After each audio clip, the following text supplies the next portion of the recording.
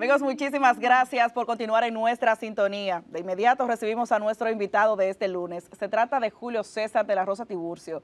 Él es el presidente de la Asociación Dominicana contra la Corrupción, ADOCO. Muchos temas que ampliar con él aquí en esta entrevista. Bienvenido a Despierta RD. Gracias, buenos días. Poder conversar con ustedes. Bienvenido, Julio César. Iniciando la semana es grato. El hombre del momentum. ¿Tú crees? Sí, doña Milagro te está buscando. Estoy casi preso. Ayer me preguntó por ti. Estoy casi preso, así que preparen su ¿Qué es lonchera. lo que pasa para orientar a la gente con Milagros y Mira, ADOCO? recuerden que nosotros sometimos un expediente contra Ángel Hernández, ex ministro de Educación, por el hecho de haber primero violado la ley 311-14 de declaración jurada de patrimonio y la ley 155-17 de lavado de activos. Grave. ¿Por qué? El señor Ángel Hernández, a su designación, el 3 de agosto del 2022, no presentó en el plazo que establece la ley 311-14 su declaración jurada de patrimonio. No lo hizo en los 30 días que establece la ley, pero no fue que tampoco la presentó a los 45, a los 60 días, a los 90 días, sino que lo hizo 6 meses después de haber sido designado. Esto de entrada, pues, se advierte una violación a la ley, pero que trae consigo No pudo haber también sido destituido porque la ley dice que debe ser automáticamente. Ay, mi madre. Debió presentar esta declaración jurada de patrimonio en los 30 días, no lo hizo a los 6 meses, pero omite una empresa de la cual forman parte su esposa y su hija, que el nombre lo había él registrado en enero del año 2022 cuando lo designaron, o sea, 7 meses antes.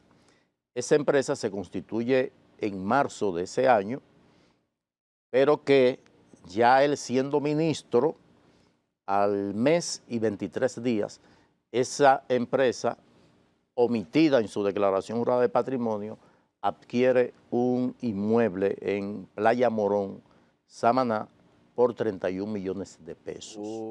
Estamos hablando que la empresa ocultada en la declaración jurada presentada tardíamente hace una operación ya él siendo ministro. Eso pues nos lleva a nosotros a iniciar el proceso de investigación, lo que terminó en octubre del 2023 presentando una denuncia. ¿Ante quién? Ante el órgano que es la rectora de la ética e integridad del servidor público. Pero sobre todo lo hicimos porque la directora de ética e integridad gubernamental, DIGEI, doña Milagros Ortiz Bosch, había llevado la voz cantante para hacer cumplir la ley 311-14 de declaración jurada de patrimonio. Recordemos que recién instalado el gobierno, la ministra de la Juventud de entonces, Kingsberly Taveras, había presentado una declaración jurada de patrimonio y la directora de la DIGEI entendía que había inconsistencia del patrimonio declarado con lo que había sido la trayectoria de la ministra y hostigó hasta que fue desvinculada, aunque se le pidió la renuncia, pero fue una desvinculación. Correcto. Entonces nosotros partimos de ese criterio que ya ella había, o de ese precedente que ya ella había establecido, de ser la que procuraba el cumplimiento de la ley. Entonces le llevamos el caso allá. ¿Qué hizo doña Milagros? Pues nos remite una comunicación a los 25 días de la presentación de la denuncia, donde se ordena el archivo de la denuncia porque él había presentado una rectificativa en donde incluía la empresa constructora y 7 empresas más que habían sido omitidas. 7 empresas más. ¿Se escaparon o fue por omisión? Es probable. ¿Y esas empresas son empresas con funcionamiento, son empresas de carpeta, tienen algún propósito? ¿Usted ha logrado determinar eso? La rectificativa adolece de algo y es la omisión del RNC, que es la cédula de identidad de las empresas, que es lo que permite uno hacer el rastreo. no lo tiene, está oculto o está cubierto.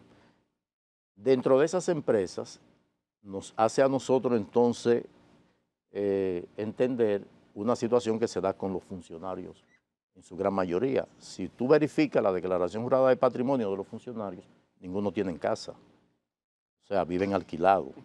Si tú te llevas de eso, porque no está la identificación de la casa. Ahora, si tú te vas, huevo con guineo. Si tú te vas a las empresas de las que ellos son accionistas, te vas a dar cuenta que hay muchas de esas empresas que no tienen operación nada más que la propiedad de un inmueble. Un inmueble que sobrepasan algunos hasta $1 millón.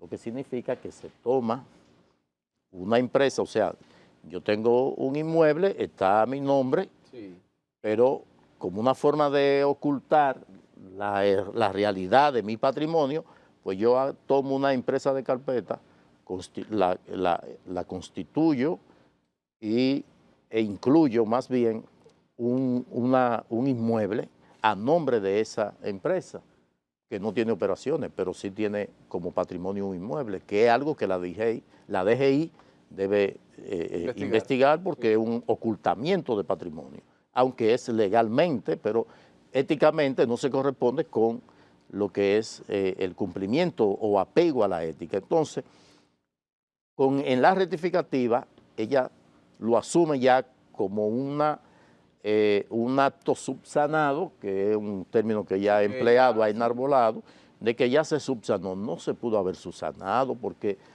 usted está reclamando que envíen a la Procuraduría la relación de los funcionarios que no han declarado. Pero tienen, por ejemplo, esas empresas RP activos, porque por la ventaja es que con el RP se puede buscar por el nombre en la página de las contrataciones. ¿Alguna de ellas tiene RP activo? O sea, registro de proveedor del Estado, para que la gente entienda. Sin la identificación de la empresa, sobre todo la composición accionaria, que es de donde uno parte, porque ya lo del RP son empresas que la actividad a partir de la designación no guarda relaciones con ser suplidores del Estado. Entonces, sí nosotros encontramos en la investigación que la esposa del exministro sí tiene RP y de hecho la propia fundación que ampara la universidad, que ellos son los propietarios, tiene también RP. De hecho, le suplió al Estado, él siendo ministro y asesor. ¿Qué le suplió en ese momento? El tema, o sea, la universidad, la contratación para el curso de cuarto nivel, o sea, formación de formación de cuarto nivel, tanto a través del INAFOCAN, que es una adscrita al Ministerio de Educación. Entonces, ¿cómo llega el proceso en su contra? En conclusión, para ya llegar ahí, nosotros entendimos que no se corresponde primero a la figura del archivo, le está reservada de manera definitiva. Definitiva, la eso le asiste a el Ministerio Público, pero también te da una vía recursiva que tú puedes recurrir ante el juez de la instrucción. En este caso no te la da porque no está contemplada en el ordenamiento de la DGI, que es el resultado de un decreto, no de una ley. Entonces, ¿dónde tuvo la falta? En que ella no debió archivar, en el menor de los casos debió inhibirse porque a quien ella estaba juzgando en esta oportunidad o investigando, apoderado por nosotros, había sido el subsecretario de Educación de su gestión y que fue secretario de Educación en funciones cuando ella se va a la precampaña del 2004 para ser candidata. Había ahí la inhibición. Entonces ella está investigando a alguien que había protegido, había propuesto inclusive para ser ministro de Educación, como en efecto lo fue. Nosotros bajo ese entendido, pues llevamos entonces... Ahí fue juez y parte. Efectivamente, entonces fuimos al Ministerio Público a depositar ya una querella contra el exministro. En una entrevista nosotros dejamos establecido que su actuación fue de prevaricación porque ella tomó una decisión que no debió tomar y la hizo en favor de alguien que no debió conocer del caso, sino pero ella lo va a someter a la justicia, inhibirse. En respuesta a nuestra acusación de que ella prevaricó, pues emite un comunicado donde da respuesta de que bajo lo que dispone la ley 311-14, como que ella, la DIGEI, no era la instancia para conocer de ello, sino la Cámara de Cuentas. La Cámara de Cuentas es la rectora de darle seguimiento a las declaraciones juradas de patrimonio, pero no tiene un mecanismo coercitivo si no es que se refiere al Ministerio Público. Ahora, nosotros fuimos donde ella porque era ella la que vivía, pues, abordando el tema de las declaraciones juradas de patrimonio. Todavía recientemente, en agosto, pues, se reunió con el presidente de la Cámara de Diputados del Senado de la República, en donde, de manera muy dinámica, pues, establecía de que debían presentarse la declaración jurada de patrimonio o de lo contrario enviar al Ministerio Público, a raíz de que hay 4 diputados que es la fecha y no han presentado declaración jurada de patrimonio. Entonces la ley establece sanciones, pero es cuando hay una falsificación. La omisión o la presentación tardía representa, conforme a la ley, una falta grave de 3er grado y lo remite a la ley 4108 para que sea esta la que establezca la sanción. ¿Y cuál es la sanción? La desvinculación. ¿Qué debió haber hecho ella? Pues plantearle al presidente de la República la desvinculación de un ministro que no presente en tiempo oportuno la declaración jurada de patrimonio, primero. Segundo, que omite un bien que, estando ya en el puesto, adquiere un inmueble, la empresa que fue omitida, y que no fue producto de un préstamo, sino que todo aparenta que había sido o en efectivo o otra hubo una transferencia. Entonces él termina que no existe la autoincriminación en nuestra normativa procesal penal, pero él dice que él no incurrió en lavado de activos porque él lo que hizo fue tomar dinero de un lado y ponerlo en otro lado, con la gravedad de que está haciendo referencia de que ese dinero que tomó de un lado es de una organización sin fines de lucro que se debe regir por la ley 12205 y que debe esta ley, o más bien debe esa fundación someterse a los dictados de la ley, pero que él utilizó un argumento infeliz de que como una forma de proteger el patrimonio de la universidad, él hace inversiones. Bueno, es que la universidad tiene personería jurídica y puede adquirir en su propio nombre. Ahora, lo que la ley establece es que no puede comprar un inmueble de vocación turística que no guarda relación con el objeto de la fundación, que es la educación. Puede comprar un terreno para la finca experimental, para los estudiantes de agronomía, puede comprar un inmueble para un laboratorio de cualquiera de las carreras que desarrolla, pero no tomar dinero de una fundación e invertirlo en una empresa totalmente familiar. ¿Va a actuar judicialmente o va a esperar el sometimiento? No, eso está en la justicia en el caso de él. No para lo que la doctora Milagros Ortiz Bosch anunció, porque lo dejó fue de manera muy,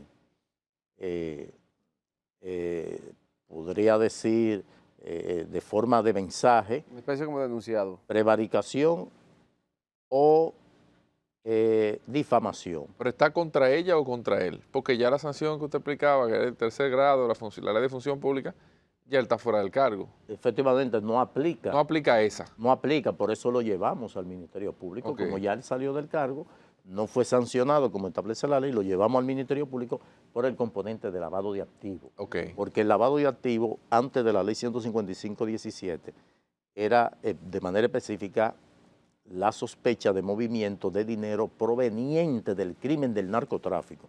Ya no. Ahora lo que lleva una auditoría forense. Es cualquier movimiento que no se tenga justificación del origen del mismo, y cuando es funcionario público es un agravante, porque cualquier movimiento de un funcionario público en sus funciones, pues se puede, existe ya la legítima sospecha de que puede ser un movimiento de lavado de activos. Entonces ya esto está en el Ministerio Público. ¿Qué hace Milagros es de una denuncia por difamación? No, de querellarse contra nosotros por difamación, pero que la difamación, conforme la ley 6102, 32 sobre presión y difusión del pensamiento, no tiene apremio corporal, pero la ley de delito electrónico, como ya todo lo que uno plantea se emite, se transmite a través de una de estas plataformas, pues entonces te llevan a lo que es la difamación a través de medios electrónicos. Pero el espíritu de la ley es que alguien tome un medio electrónico para dedicarle a una persona, o sea, él establecer algún mecanismo para difamarlo, pero no cuando tú en un legítimo derecho, en un cuestionamiento que te plantean de que si eso fue un acto de prevaricación y tú asientes de que fue prevaricación, entonces no, pero sus asesores le han recomendado eso y para que haga el ridículo. La información que uno tiene es de que van contra uno y sobre todo de que te van a llevar no por la ley 6132, sino por la ley de delitos electrónicos, para entonces pedir medida de coerción consistente o en prisión domiciliaria o en garantía. Entonces, pero esto es con el objetivo de que uno se detenga de las acciones que hemos estado encaminando. Hay un tema Senasa, hay varios temas que vienen por ahí, entonces uno se Varios temas que vienen por ahí. Y uno se esconde. Explíqueme eso, Julio César. ¿Qué hemos hecho? Pues hemos comenzado a hacer la diligencia ante la CIDH, la Comisión Interamericana de los Derechos Humanos, a los fines de procurar una medida cautelar. Cuente con nosotros, ante nosotros vamos para allá ante esta amenaza velada, porque se quiere enviar el mensaje para que uno entonces se recoja y de amordazarlo. Efectivamente, y nosotros les reiteramos primero de que su actuación fue totalmente de prevaricación y que no nos vamos a detener porque vendrán varios casos. Cuando usted dice hay cosas que vienen por ahí, ¿a qué se refiere? ¿Hay otros casos que están posiblemente ante la acción de la justicia al margen de lo que conocemos ya? No es que del caso de Senasa nada más se conoce la participación de su director y ahí no solamente participó él. No, ahí hay un sector privado. Todo un entramado. Empresarios de lo que son los PSS, los proveedores de servicios de salud, que tienen responsabilidad y no hemos escuchado que se hayan mencionado. Y ellos deben ser mencionados y deben ser también investigados. Porque no, cuando se hicieron estos contratos para un servicio que no se brindaba, pues evidentemente que ahí hay contubernio.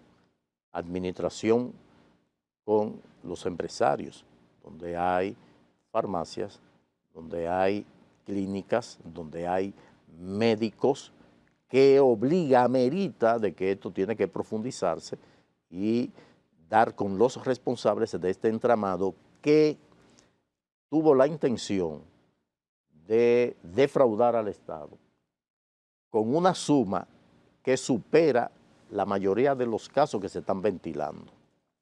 Estamos hablando de los pasados gobiernos. Efectivamente, estamos hablando de que el intento de defraudación fue de unos 21.000 millones de pesos, pero que se logró obtener cerca de 5.000 millones de pesos, lo que significa que cuando se hace el contrato para el servicio de la atención primaria, que debió empezar por los hospitales públicos, pero que Senasa contrató con un grupo que se convirtió en pulpo, que de todo por donde veía que podía obtener beneficio, creó una empresa.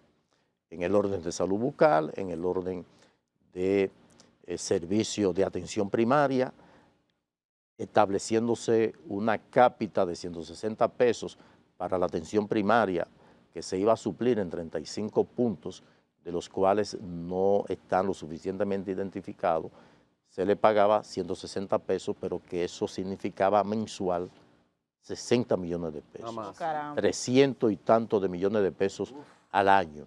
Pero también un servicio que los afiliados de SENASA, como en mi caso, no sabíamos que existía, como el de Farmacar, que era para gestionar medicamentos que suple el seguro o que apruebe el seguro, y que conllevó a que esos 12,000 pesos que tenemos los afiliados a una ARS para medicinas o medicamentos, que generalmente no lo utilizamos, pues había un mecanismo para obtener de aquellos que no se utilizaba ese costo, y SENASA lo pagaba. Por eso se produce el hoyo de SENASA, que no es resultado del aumento de los afiliados, sino que comienza a producirse un reclamo por parte de la PSS, que se está incumpliendo con ellos, pero que esos recursos sí iban a cumplir los compromisos contractuales con estas PCS. Bueno, muchísimas gracias por estas informaciones, temas muy interesantes.